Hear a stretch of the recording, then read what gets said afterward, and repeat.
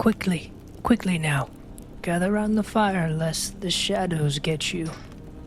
Randall discovers star maps and ancient charts at the astrolabe, as well as a telescope that allowed him to peer beyond the veil of the darkness in the sky and see the stars shining back at him.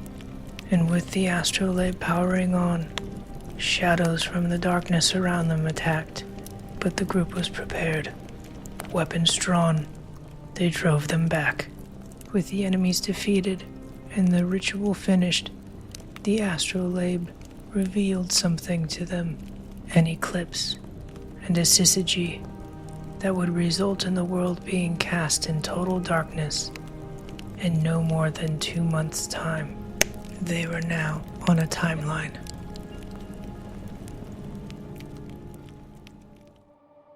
We have just finished the battle and learned the secrets of the astrolabe, and taken long rests to level up.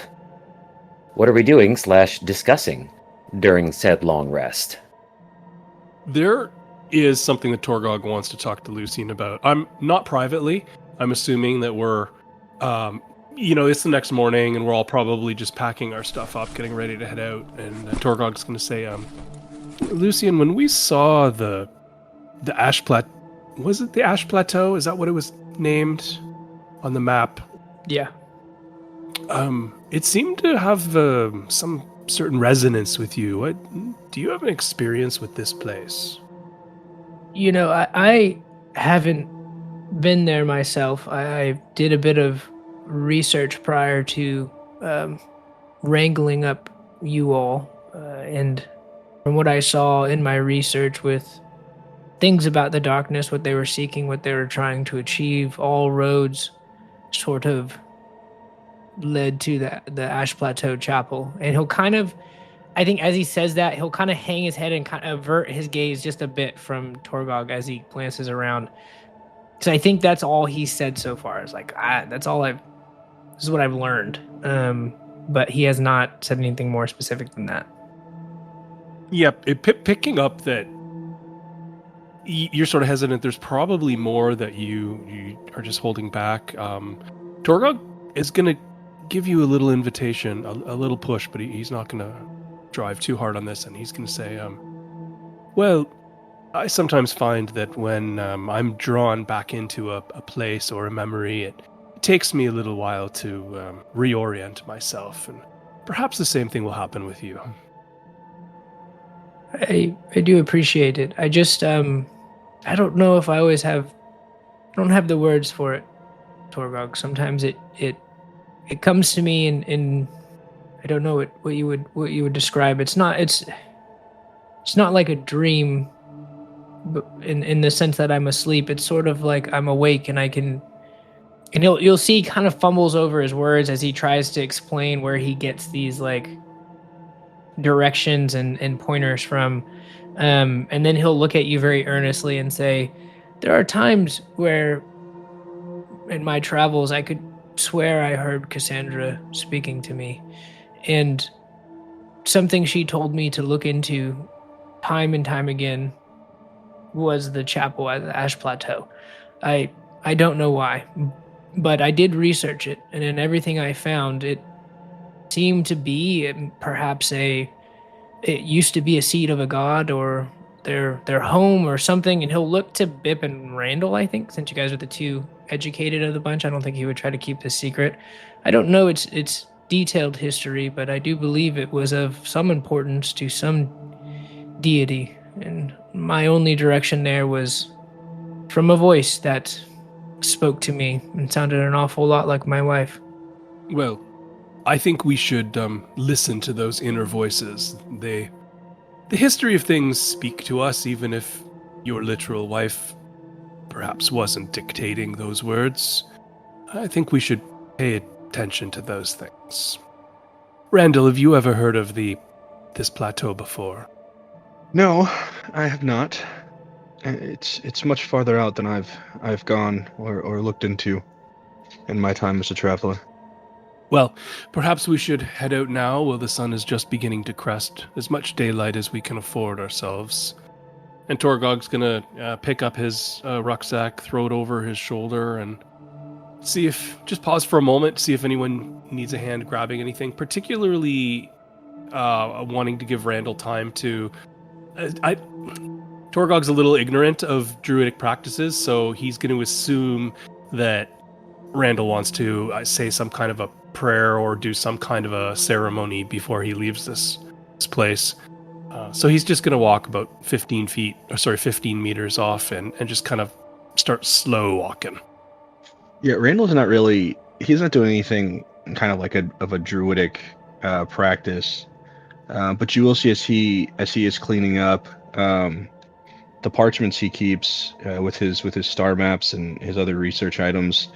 You see over the course of the night, he has what would be somewhat of like a little workstation where he's got out a couple of pencils, just small things that would fit into like a bag, like a protractor and a ruler. And he's been making incredibly detailed updates to those maps, kind of drawing out better routes as to how we got to this location, as well as doing really detailed notes on the things he saw in the cave and the astrolabe as well. Just drawing it out and taking the time to really write down in detail what was written in those areas. So as he's cleaning that up, you also see a few little druidic items, like a pile of twigs, some animal furs, things like that he's used to kind of prep new spells throughout the night as he's taken that long rest. So it does take him a little bit longer than others to kind of clean all that up and put it back in his pack that he has with him. Well, Bip comes out of the bush. I've peed, so should we go? Bip, that wasn't the pea bush. The pea bush is over there. Oh no. Crap. We should hit the road. Now that Bit peed in our food storage bush, we can't stay here any longer. Worked very hard on that all night. I think it was just Ulrich's crackers that were left. I think the rest of y'all had already grabbed food, so... The thing is, I picked fresh lavender. I had lavender cinnamon rolls that were proofing over the night, and I was going to bake them this morning, but now they're just wet with pee. Just so much pee. There's just like little boxes of food labeled rations that Bip was just directly pissing on. He was like, it could be anything. I don't know what this is. I haven't tested yet, so... Right. Well, then as we're walking, assuming we're at the stage now where all of us, we've left the astrolabe and we're walking, and I think, I'm just going to assume that that's where we are. Torgog's going to turn to Randall and say, Randall, you became a crocodile back there. Is it within your power to assume other shapes as well? Can you be birds, horses, that sort of thing? I can absolutely assume some other forms. I've done a wolf before, a vulture. Once I was a snake. I've tried a rat as well. Not really a fan of that one. Believe it or not, it's actually somewhat difficult to kind of understand the inner workings of the animals I transform into. There's only so many that I've even seen in real life to even have an understanding of what form I would take. But I suppose I could try a horse. I never have. Perhaps it doesn't need to be you, but your expertise in helping us find mounts. What I was thinking is that traveling this great distance would be much easier if we had horses. Not suggesting that you need to be one of our horses, but perhaps, if we can keep an eye out for livestock on the road, we might be able to accelerate our path.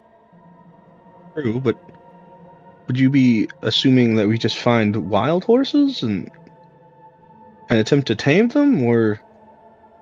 Well, I don't rightly know.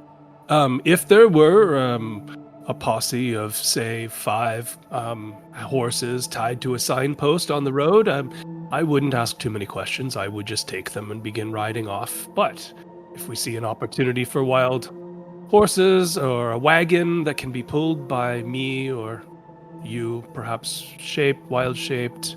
I think we just need to keep our options open. Making time to the plateau is critical for our success. If you find any wild horses, they're for sure going to be stallions. Hell yeah. Yeah, actually, I think as Torgog talks about finding wild horses and stuff, Lucian will think back on how, like, well, Ratwater said they did find some stuff at different times. You know, they had like deer and stuff come through, knowing that had to do with kind of the magic and stuff. But maybe he's kind of thinking like maybe we just need to get further away and we'll find something we haven't, because around Flamespire there wasn't anything.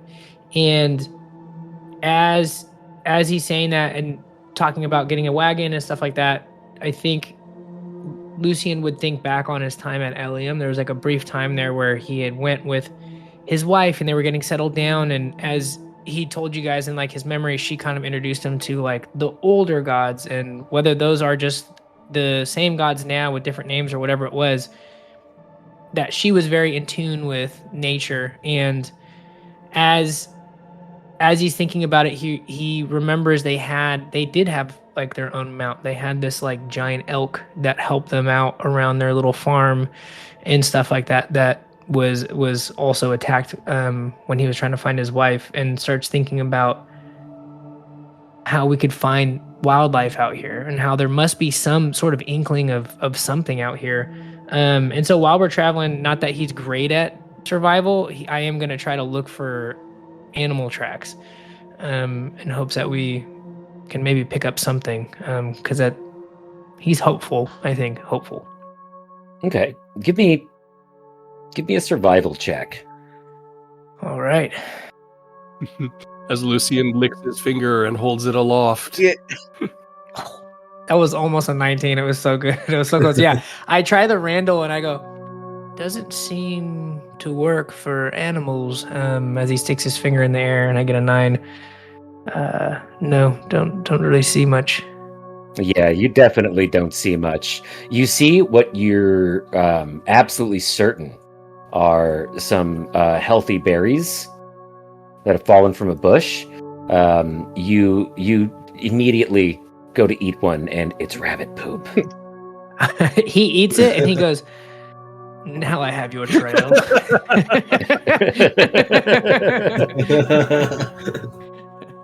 You've made a powerful enemy, as he casts Vow of Enmity in the general direction of the poop.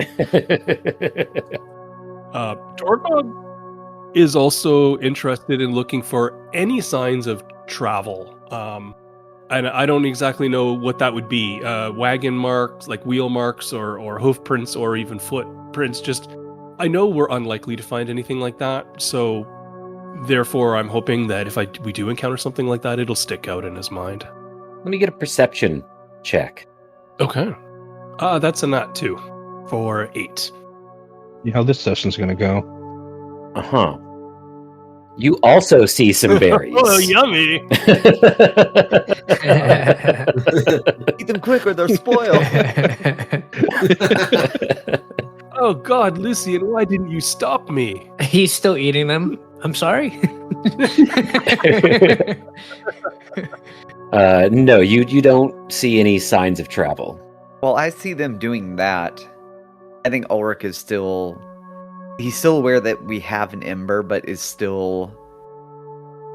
knows that we're out in the middle of nowhere, farther from Flamespire than we've been in a very long time. So I think if anything, Rick is still looking for either tracks from like hollows, or just making sure that like he doesn't recognize any hollow prints in the general area as they're walking as well. Like he is looking for signs of danger as they're walking. You can also give me a perception check. Oh my gosh, guys. Is it 10? Oh my, we can't. It's the highest anyone's rolled this whole session, Hell yeah. including Matt's portent dice with his 1 and 3. Yeah, y'all need to roll high so I can do something with these. Oh, 1 and 3 are awesome. I'm halfway between thinking they're berries or poop. Join us. Ulrich, Join us. No. A 10 is like uncertain. We try to stop Ulrich. That's just human poop. What are you doing, Ulrich? It's obvious. It's huge. Oh, this is Bips too, isn't it? Well, I guess now let me just go ahead and get perception checks from Randall and Bip. Surely someone's. Oh my god! No, Fuck, God. dude. Oh my god, Oh, a 7 and 11. Goodness. Oh no. And 11. We got over 10. We got over. Y'all ain't seen shit. I was about to say, we just missed this one. No. Nothing to see here. Hey, is that the same rock we kept walking past to get to the It's cave? the same rock. Yeah, We're back at the fucking cave. God damn it! Guys, an astrolabe. Well, then I guess we keep going. Yeah, nothing changes. Well, the plan is keep walking in the direction of the plateau. Yeah, keep moving. Gonna run it headlong into danger. So yeah, we are just moving through the woods. Everything is fine. Definitely going in the right direction, and there's definitely no wildlife to hunt around here at all. You know, if there was, Lucian definitely would have spotted it. He is a very skilled outdoorsman. I would have seen it. You guys see like just every type of like a grouse. There's like rabbit. There's deer walking by behind. He's still just eating the poop going, I have no idea. Not really my area of expertise. We should probably just There's one perfectly healthy one with a broken leg, just Yeah. waiting. We should probably just keep heading forward. Randall, you have the map. Are we still on the right trail? Are we headed the right direction? Just say yes, Todd. Don't make. If we roll, it's gonna be bad. Yeah. I was gonna say I don't feel like rolling. Just say yes and move us on. I don't know. Yeah, Randall just looks at us. I believe so, and just keeps walking. This is where the map quest told us to go. Yeah. Well, just by way of filling the silence, what do you think that we'll find at this plateau?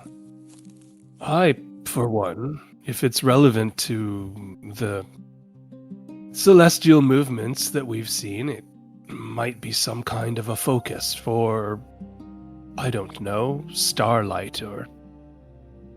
God, can you imagine what that would look like?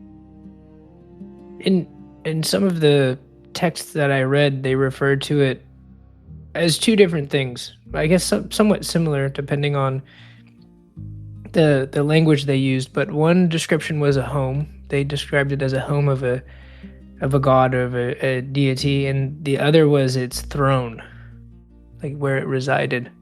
So I don't know. Maybe that's just another word for how they were describing the church of this god, but the writings seem to assume that whoever this god was, they frequented this place. They stayed there. They were there, present at the chapel. But that's the extent of what I know about it.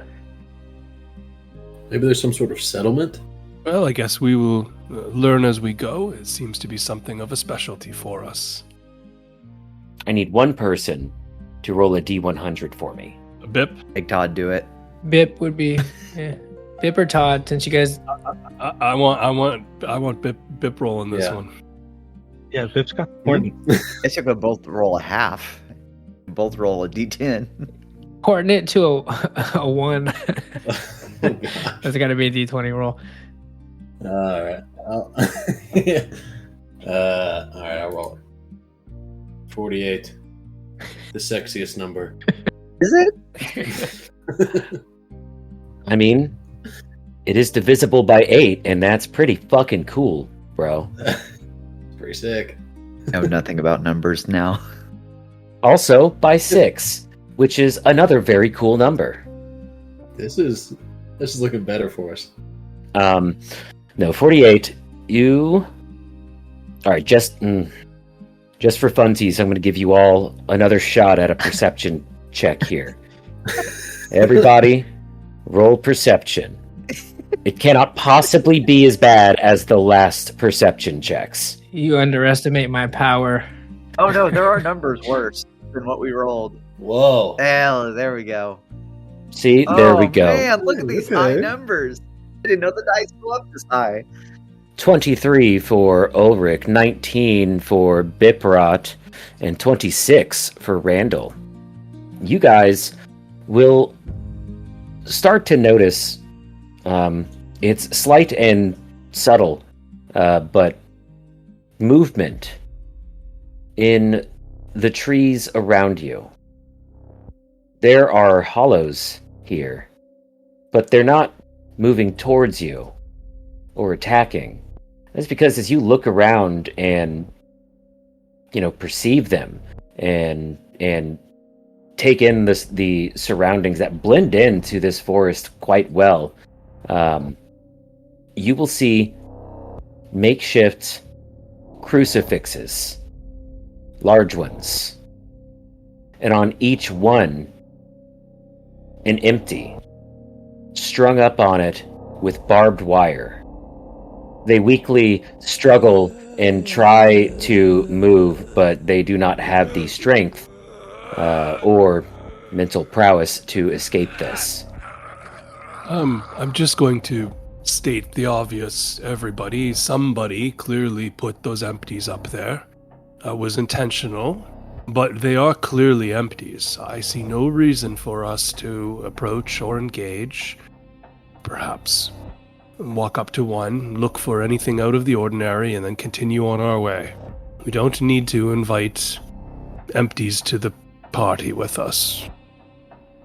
I think Lucian would agree with Torgog. I don't believe we stand to gain anything by, engaging with these things, but maybe a closer inspection would do us well, just to figure out what we're sort of heading into, lest we anger the person that did this.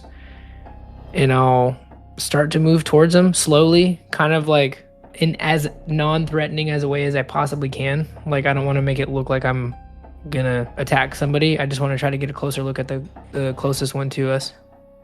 Okay, what are you looking for? I'm gonna cast Detect Magic to see if the railroad spikes or anything about them being pinned to these things is magically binding, or if they're literally just being held in place with like metal and wire. Just metal and wire. Just strung up there, undying. Jeez. I think, that gives Lucian some info. He would turn to you guys and say, the bindings, the spikes are not magical, so whoever did this had to have enough strength and prowess to catch one of them and then pin them in this fashion. So, yes, we should proceed carefully. That is one thing I'm most curious about more than anything. Mike, can I roll to see if they were human before they were crucified, or if they were crucified as hollows? Good question. Definitely as hollows. There'd be a lot more blood if they were still alive. Crucifixion is usually reserved for criminals of the highest degree. I don't see why you would go through the effort or danger of suspending so many hollows like this. I would think it's for us. You aren't thinking about freeing them, are you? Not freeing them, but either putting them out of their misery or getting some answers for why they're here. I will certainly support you in this endeavor, but I will once again renew my objection. Don't think we have anything to gain from engaging with a bunch of barely animated hollows, clearly tied to or otherwise fastened to these devices. Not about what we have to gain, Torgog. They're literally being tortured in death. Why? I don't see why we would leave them either. Very well. And I'm going to pull out my bone dagger, Tyanogwin, and I'm going to walk up to the nearest one, and I'm going to say, Ulrich, I'm going to drag it down from the tree and stab it in the throat. unless you have an alternate plan. Maybe this is a bad idea. I don't know. Do the barbed wire look like rusted? Do they look like they've been here for a while? It depends on which one you're looking at. Some have clearly been here longer than others. Okay. Is there some with like fresh barbed wire? Yes. I think as he ends each one and sees a fresh one suspended, maybe it's better to, you said, make our presence unknown, and maybe we'll find the one who did this. And Torgok puts the dagger back and says, well, I tend to agree. If we tried to put every hollow out of its misery, we wouldn't be able to accomplish a whole lot, would we? I suppose not. Good. Then let's not consider it any further and continue walking. I would assume that the person who did this is communicating to people like us, not to the hollows. There's many cultures in the past that have put heads on pikes, and it's not to punish the person whose head is on the pike, it's to scare away others. I think someone is sending a message with this. I think we should be less concerned about the hollows and more about the person who was able to do this. Well, we're moving through. We're not seeking them out. I don't know what else this warning could tell us to do other than to continue moving. So you keep moving. And let me get survival checks for anyone who's still looking for tracks. Oh boy. Oh, nat 20. Let's go. Here we go. Full redemption. Nice. Yeah, Lucian, you do see some tracks. Horse tracks. They're odd, though. Definitely not wild. You see the imprint of shoe horses. Horseshoes. These horses are wearing shoes. Lucian looks at him and goes, shoe horses. We've not seen one of these in centuries. I thought they were extinct. Just imagine a big clog just galloping through the woods. Yeah, he'll see the tracks and point it out to you guys immediately. There's an interesting thing about these tracks, though. For starters, there are scorch marks around each hoof print. And furthermore, the tracks don't turn around and go back the way they came. They're heading opposite the way you guys are. And they just stop. I'll point it out to the group, and then Lucian will follow the trail kind of with his eyes, the direction it goes, and then when he sees it stop, his gaze will come up, and I'll start looking at the tree line and the bushes and stuff and see if there's any evidence of anything else scorched, like on the top of the trees or the bushes or anything like that from that point. No, it is just the immediate area around each hoof print, like an inch or two. Okay. Do any of you have any idea what sort of horse would leave scorch marks by its hoof prints? There are rumors of hooved devils that flame. It's possible these aren't horse tracks. If they are, then there are also rumors of, I think they're called nightmares, but demonic horses of some variety that spew flame from their eyes and their mouth and their feet. Was that, Mike, was it just one trail? Like one, as far as I could tell, like one horse? Yes. Yeah, I think Lucian would see the trail going an opposite direction and would say, I'm not really sure what we stand to gain from finding a singular horse, and it does seem to be owned if it has horseshoes. I'm not sure. I think we should progress further and see what we find, but I don't like our chances standing here amongst all of these crucified MTs. Well, how about this? The tracks seem to lead away from the direction we're going. We could simply follow them. I know that we would essentially be going in the opposite direction of whatever the horse was traveling in, but we might be able to come to its origin. We might learn more that way. Perhaps they're coming from a stable of some variety. I don't know. A final thought, Lucian. I've seen you in the past. Your eyes go bright, and you look around and you sense things. Would there be wisdom in doing something like that here in this place?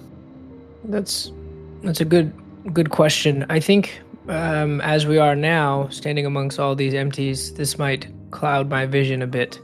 But I do think your idea of maybe finding the origin point of this trail is a good idea, and maybe if we get a little further away from, because right now he'll gesture to all the bodies that are hung up. This is probably what I'm going to pick up, but perhaps we head down this trail where the hoof prints are coming from, and I can try and see what else I find. Excellent. And I'll start to head that way. Okay. To where the hoof prints are coming from? Yeah, and then when we get a fair enough distance away from all of the hollows, that's when I'll use my channel divinity to do a. They line the road. Oh wow! Okay. For miles. This horse was busy.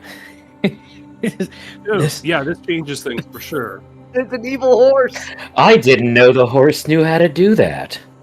Oh man! And with no opposable thumbs, do I get any fiend? Because that's one of the things that pop up for the divine sense. I'll say you don't sense a fiend in the radius, like in your presence actively, but you get that sulfurous smell from the hoof prints. Whatever it is definitely some flavor of fiendish. That definitely helps. Okay. And I'll similarly fill you guys in on the bodies being lined for miles and then the fiendish presence. But otherwise, Lucian will keep heading forward, following the tracks.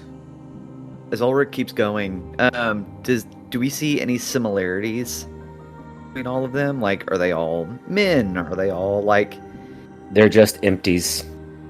Okay, I didn't know if they had any specific characteristics remaining with them, or if they're all just undistinguishable from each other now. Yeah, no, you guys just keep walking, then I imagine. The horse tracks stop as suddenly as they started after a couple of miles. And as far as the eye can see, now that you know what you're looking for, this trail on both sides of you of crucified empties just goes on. Past the end of the tracks. Yes, well past. I mean, there's some significance to this. I'm not saying that we need to solve the puzzle, but there's something to this. I haven't seen anything like this before. I don't know if y'all have.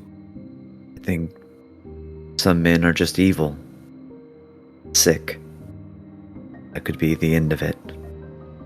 Lucian turns to Ulrich, and you can see he's got his helmet on and he cocks his head like he's about to say something, and then he stops and thinks better of it. But above table, what crosses his mind is Ulrich torturing the fuck out of Father Silas and then calling this torture. And there's a moment where I don't think he would feel you're hypocritical, but I think he would be curious to figure out where the line is for Ulrich, because I think now he's been trying to get to know you guys on a little bit more of a deeper level, and I think this actually confuses him a bit. So he kind of looks at you he tilts his head like he's gonna say something, and then thinks about it, and then is like, maybe this is just a conversation for another time. And then he will kind of clear his throat and speak up and say, it could be anything, Ulrich.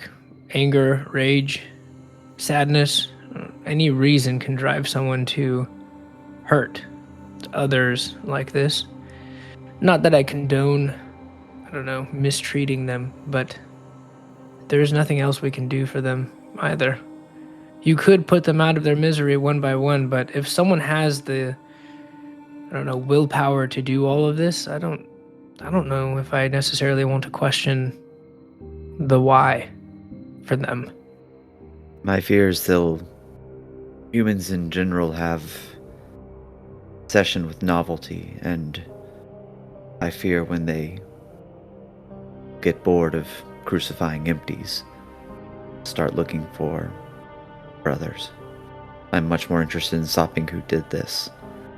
We know that empties do maintain some semblance of their past inside of them, but it rapidly leaves them. Can hardly call an empty that's been an empty for any period of time a person at all.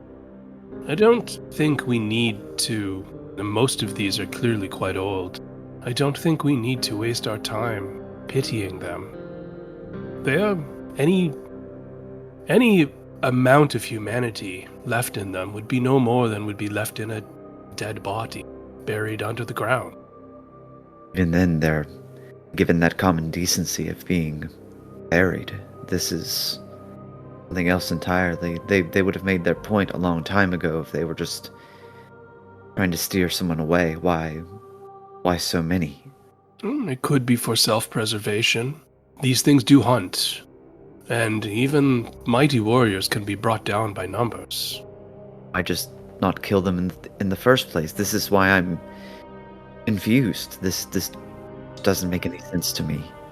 Ulrich, I just cannot see how it matters. We don't need to spend time in this place. We don't need to give these empties proper burials. We don't need to do any of that. We're trying to fight the darkness and rid it from the world, and every step we take that leads us away from that goal is a step I don't want to take. I'm not suggesting that either. All of these entities used to be people, and I think that's something worth mourning. I've known many people that don't deserve mourning. And Torgod kind of picks up the pace a little bit.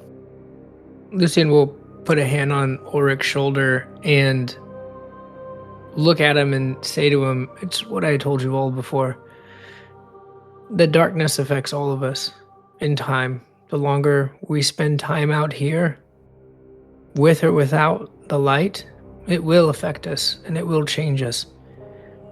I'm not condoning what's happened here, but I do think Torgog's correct that we should not stay here much longer, lest we end up just like this person who did these things, Ulrich. Your heart is in the right place. I feel that these people falling and turning is a tragedy. I would be upset if this happened to all of my neighbors and friends and my family in Elium if someone suddenly strung them up, but I don't know what we're supposed to do in this moment other than keep moving. And then he'll follow after Torgog. Ball is in Ulrich's court right now.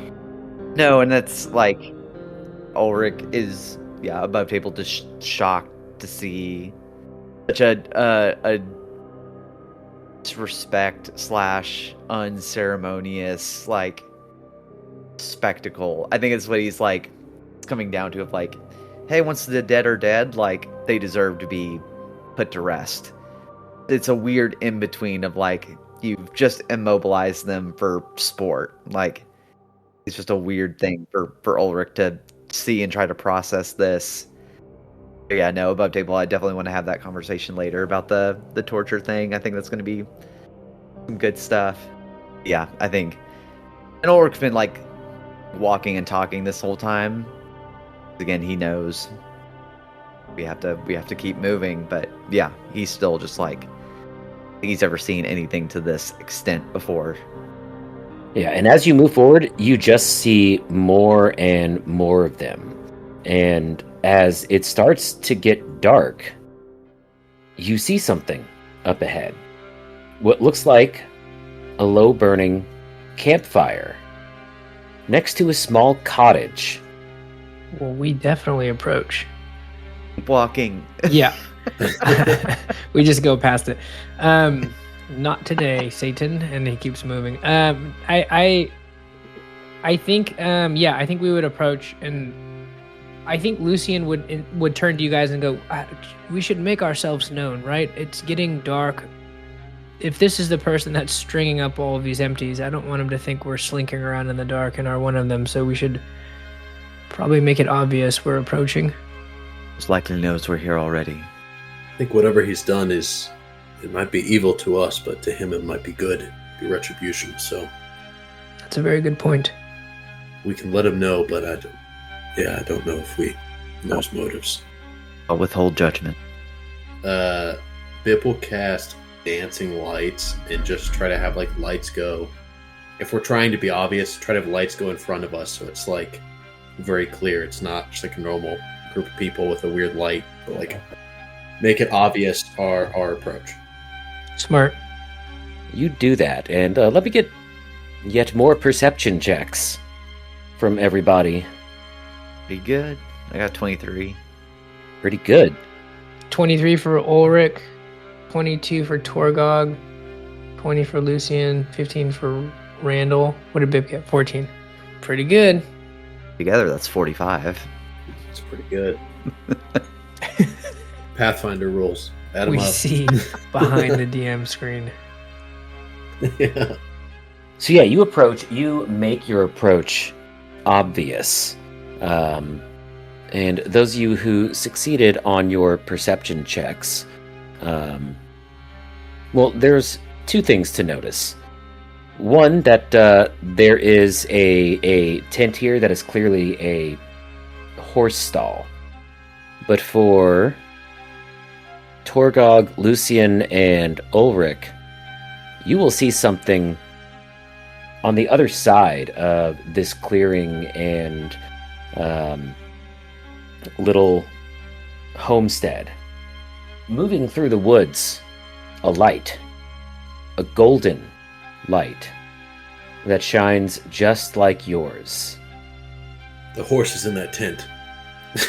Bip didn't see the light, so he's focusing on the horse. The murderer.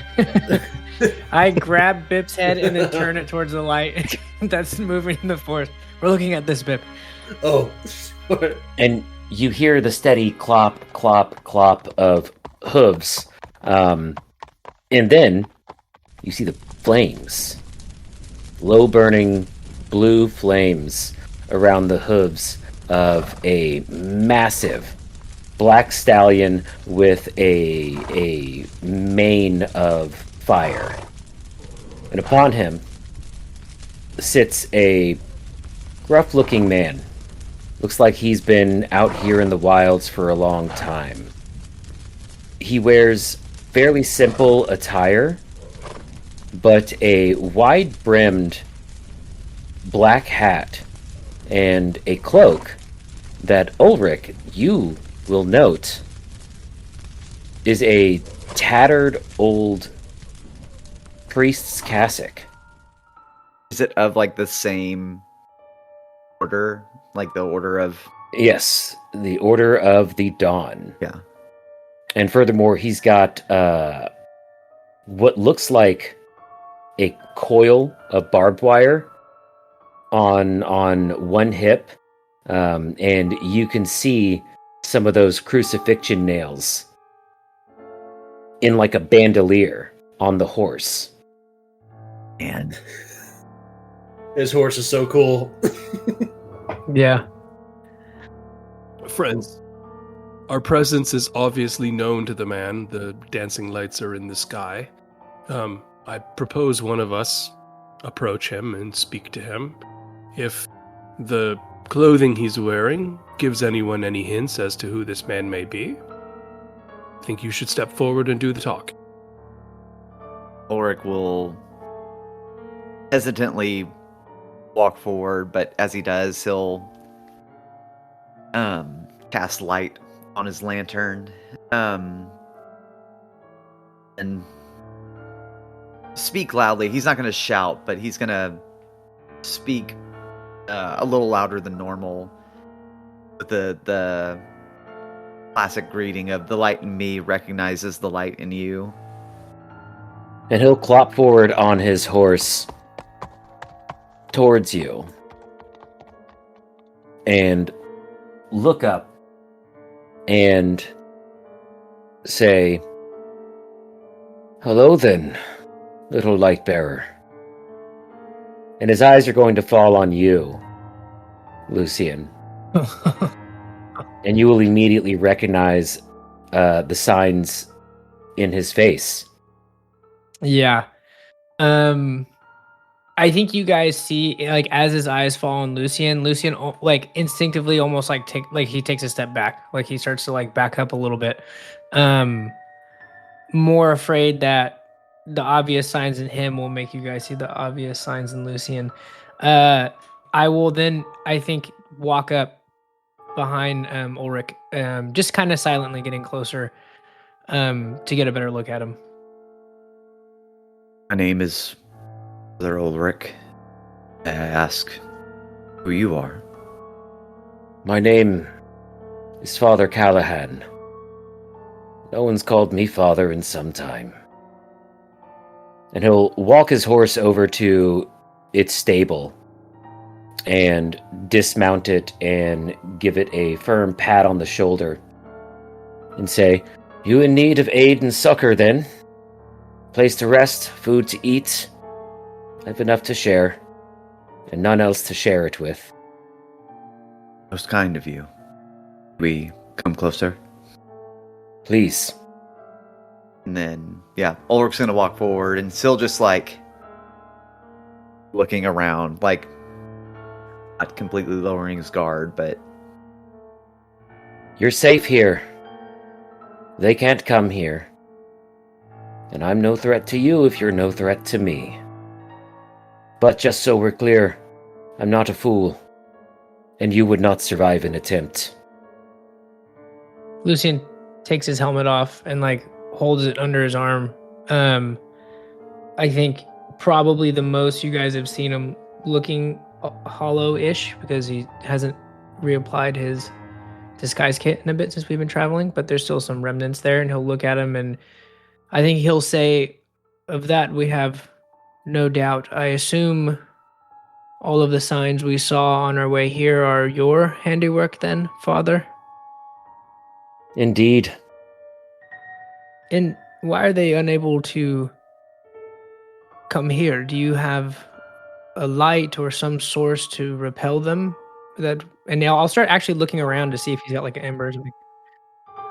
He'll hold up his lantern and show the ember inside of it.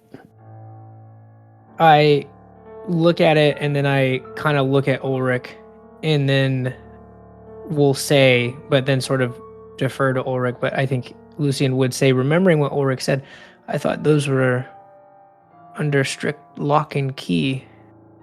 They don't just find their way out of Flamespire so easily, and you're very far as we've seen."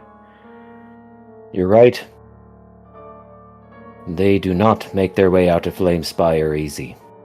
As he looks at yours. Yeah. I think we have much to discuss, Father. I appreciate you letting us sit here. These are the rest of my companions. We did not want to startle you and appear aggressive wandering into your camp. And I'll gesture for Randall and Torgog and Bip to come, I think, sit around the fire for us. How long have you been out here, if you don't mind me asking? The amount of bodies you've taken care of imply a very long time. Well, that only started about 5 years ago. But I've been out here, out of the cities and settlements, for about 20 now. why so long? What was your mission originally? Were you to take an ember to a township? I wasn't sent on a mission. I left. Me and my wife. Put as much distance as we could between us and the church. And when he says the church, He practically spits it out like it's venom in his mouth. Would I have heard any stories or history of a Callahan in my time? No, not a one. I've been with the church and the Order of the Dawn Wardens for my whole life. I'm familiar with the history of our order, and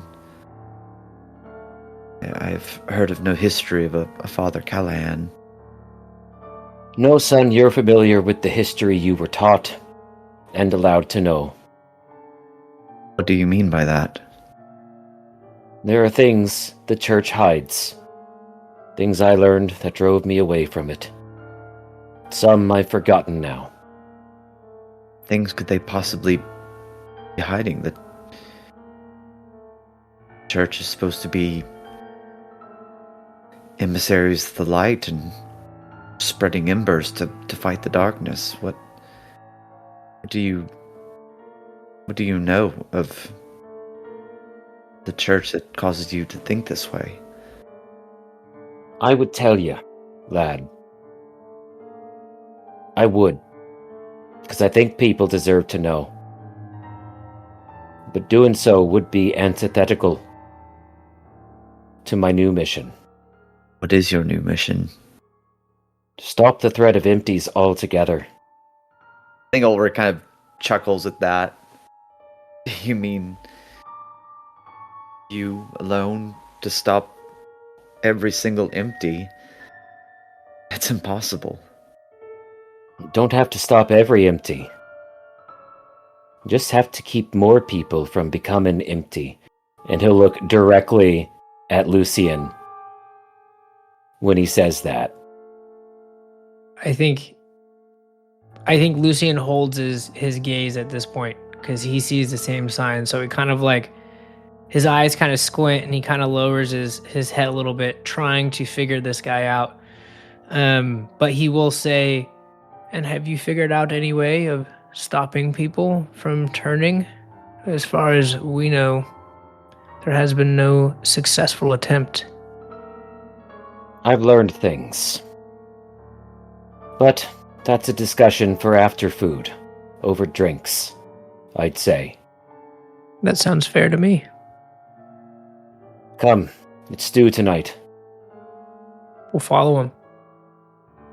Yeah, Dorgog will be grateful for his company in his camp. Yeah, and he will lead you into the cramped little cottage.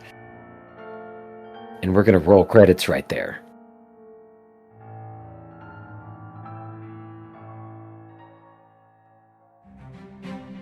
This was Dumpstat, a D&D podcast hosted by our DM, Mike, with players Derek, Jordan, Matt, Todd, and me, Jeff. Be sure to follow us on social media, and if you like the music and sound effects used, check out the episode description for all the info you need.